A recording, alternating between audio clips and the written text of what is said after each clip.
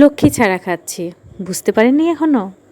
মানে ভাত রেখে সজনা মুখে নিয়ে চুষে খাচ্ছি, আর একটু পরে ভাত মুখে দিচ্ছি। ডিমের এক পাশটা ভেঙে নিচ্ছি, নিয়ে এখন মুখে দিচ্ছি। বেশ মজা হয়েছে।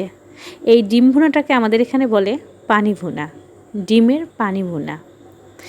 ডিমের পেঁয়াজ মরিচটা যখন ভাজা হয়ে আসে, ভুনা হয়ে আসে, তখন পানি দিয়ে দেয়, আর পানিটা যখন টকবক করে তখনই ডিম ভেঙে দেয় আমার মা। তাই আমরা বলি এটাকে ডিমের পানি ভুনা। খেতে কিন্তু বেশ মজা, শুধু খেতে ইচ্ছা করতেছে।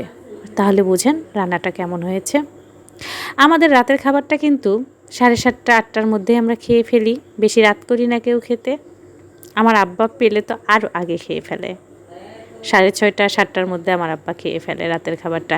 এই যে ভর্তা, এই ভর্তাটা হচ্ছে কচুর ফুলের ভর্তা, শুটকি মাছ দিয়ে আমার ফুপি করেছে, আর ডিম ভুনাটা আমার মা, সজনাটা আমার মা রান্না করেছে।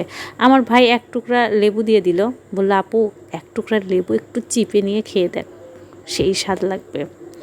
ঝোলের মধ্যে লেবুটা চিপে নিলাম, হাত দিয়ে সুন্দর করে মেখে মেখে নিচ্ছি, ডিমটা একটু একটু করে ভেঙে নিচ্ছি আর খাচ্ছি। ওমা, দেখি সেই স্বাদ লাগে তো।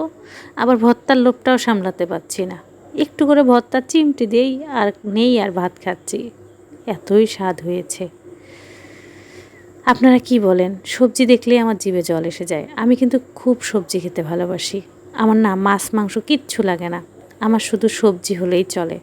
শুটকি মাছের ভুনা, কচু দিয়ে শুটকি, সেই ফেভারেট লাগে আমার কাছে।